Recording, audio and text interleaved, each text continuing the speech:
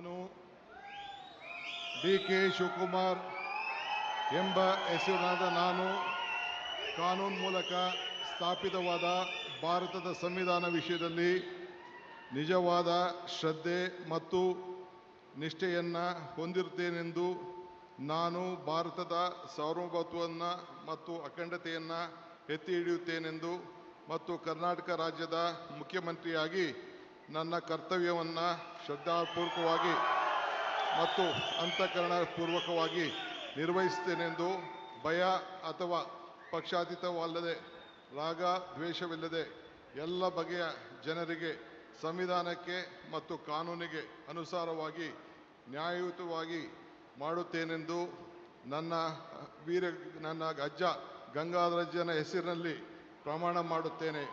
ಶ್ರದ್ಧಾಪೂರ್ವಕವಾಗಿ ಪ್ರತಿಜ್ಞೆಯನ್ನು ಮಾಡುತ್ತೇನೆ.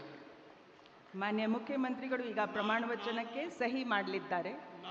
ನಾನು ಡಿ.ಕೆ. ಶಿವಕುಮಾರ್ ಎಂಬ ಹೆಸರಿನಾದ ನಾನು ಕರ್ನಾಟಕ ರಾಜ್ಯದ ಮುಖ್ಯಮಂತ್ರಿಯಾಗಿ ನನ್ನ ಪರ್ಯಾಲೋಚನೆಗೆ ತರಲಾಗುವ ಅಥವಾ ನನಗೆ ತಿಳಿಯದೇ ಬರುವ ಯಾವುದೇ ವಿಷಯವನ್ನು ರಾಜ್ಯದ ಮುಖ್ಯಮಂತ್ರಿಯಾಗಿ ನನ್ನ ಕರ್ತವ್ಯವನ್ನು ಮುಕ್ತ ನಿರ್ವಹಣೆಯ ಅಗತ್ಯವಾಗುವುದೆಂದು ಸಂದರ್ಭದಲ್ಲಿ ಅಲ್ಲದೆ ಅನಾತ್ಯ ಯಾರೇ ವ್ಯಕ್ತಿಗೆ ಅಥವಾ ವ್ಯಕ್ತಿಗಳಿಗೆ ಪ್ರತ್ಯೇಕವಾಗಿ ಅಥವಾ ಪರೋಕ್ಷವಾಗಿ ತಿಳಿಸುವುದಿಲ್ಲ ಅಥವಾ ಬಹಿರಂಗಪಡಿಸುವುದಿಲ್ಲ ಎಂದು ನನ್ನ ಅಜ್ಜನ ವೀರ ಗಂಗಾಧರ ಅಜ್ಜರ ಹೆಸರಿನಲ್ಲಿ ಪ್ರಮಾಣ ಮಾಡುತ್ತೇನೆ. ಶ್ರದ್ಧಾಪೂರ್ವಕವಾಗಿ ಪ್ರತಿಜ್ಞೆಯನ್ನು ಮಾಡುತ್ತೇನೆ.